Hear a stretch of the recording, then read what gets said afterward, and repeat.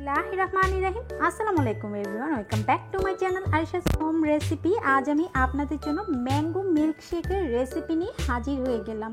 চলুন দেখে নিই দিয়ে ম্যাঙ্গো মিল্কশেক বানাবো। এখানে আমি কিছু পাকা আম নিয়েছি। প্রথমে আমি আমগুলো কেটে নিব। আমটা কেটে নিব।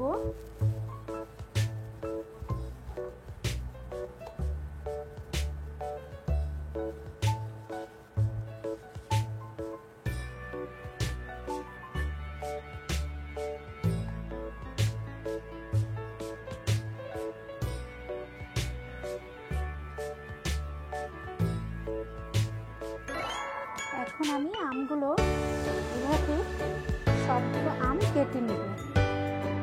আমি আমগুলো ছোট টুকরো করে কেটে নিয়েছি। আর মিল্কশেকের জন্য আমার যা যা লাগে, এখানে 2 টেবিল স্পুন চিনি নিয়েছি। আমগুলো কিন্তু খুবই মিষ্টি, তারপর আমি চিনি দিচ্ছি। আপনারা যারা ডায়েটিং করেন তারা কিন্তু চিনিটা স্কিপ করতে পারেন। আর নিব 1 চিমটি বিট লবণ আর 2 কাপ লিকুইড ফুল ক্রিম গরুর দুধ জাল করে নিয়েছি।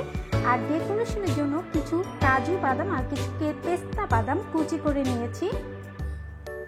মিল্কশেকের জন্য একটা ব্লেন্ডারে আমি আম ছোট টুকরো করে কেটে রাখা আমগুলো নিয়ে নিয়েছি। দিয়ে দিব 1 চিমটি লবণ, 2 টেবিল স্পুন চিনি আর দিয়ে দিব 1 কাপ লিকুইড ফুল ক্রিম দুধ। এখন আমি সবগুলো উপকরণ ব্লেন্ড করে ফিরে আসছি। ব্লেন্ড করা শেষ।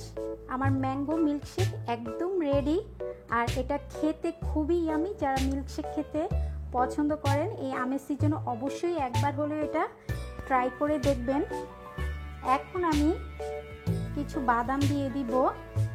আপনারা চাইলে এটা স্কিপ করতে পারেন, কিন্তু মিল্কশেকে বাদাম দিলে কিন্তু খেতে খুবই টেস্টি। আর এই পর্যায়ে আপনারা কিছু বরফ দিয়ে দিবেন। আমি বরফ দিচ্ছি না, আপনারা বরফ দিয়ে খেতে পারেন। হয়ে গেল ভীষণ মজার ম্যাঙ্গো মিল্কশেক। আশা করি আজকের এই ম্যাঙ্গো মিল্কশেকের রেসিপি আপনাদের ভালো লেগেছে। আজ এখানে বিদায় নিচ্ছি। সবাই ভালো এবং সুস্থ থাকবেন। আল্লাহ হাফেজ।